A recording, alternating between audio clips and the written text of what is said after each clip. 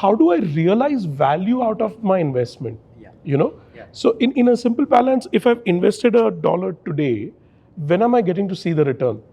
And if you see, especially for larger companies, right, which have much larger change management cycles, deployment cycles, can I launch a new product faster? Can I get into a new geography faster? Can I get into a new target customer segment faster, right? So if I'm a B2B tire distribution company, right, am I able to now start deliveries to smaller retailers in tier 2, tier 3 cities faster? Now, so that is where my time to value realization comes in, that from the time I've invested my money to the time I can get back returns on it, my ROI in some sense, right? And if you look at that time to value consideration, right?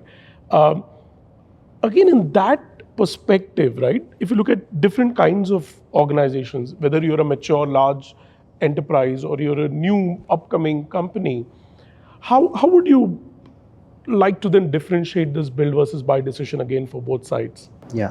So, it's valid. I mean, see, the time to value aspect of it is the way you've defined is makes a lot of sense. Also, one more thing which is important is now having put some money, into a project or a solution, it should also last sufficiently long. Yes. Right, and it should help you to scale also. I mean, it should solve the problem, get to the ROI from whatever time you would like to, you have defined it.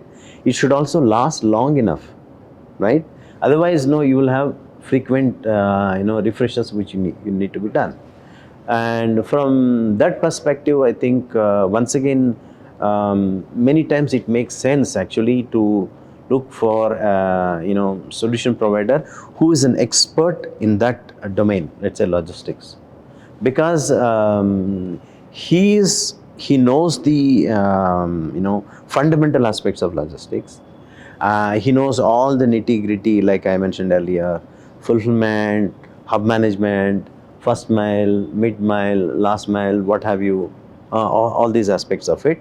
And he is also constantly innovating, because he is actually working with maybe multiple clients, constantly innovating to upgrade their own overall product or the SaaS offering in such a way that is actually benefiting everybody, right? So therefore, in some sense, no, you are better off if you are giving that particular functional area, management of that area from an operations perspective, to this solution provider, because he is doing the job which you are supposed to do. Otherwise, you have a responsibility into the future. He is actually doing it. So from that point of view, it makes sense from time to value point of view. But this may not work, for example, on key functions, whether it is accounting or a compliance or customer facing, which an organization would like to manage themselves.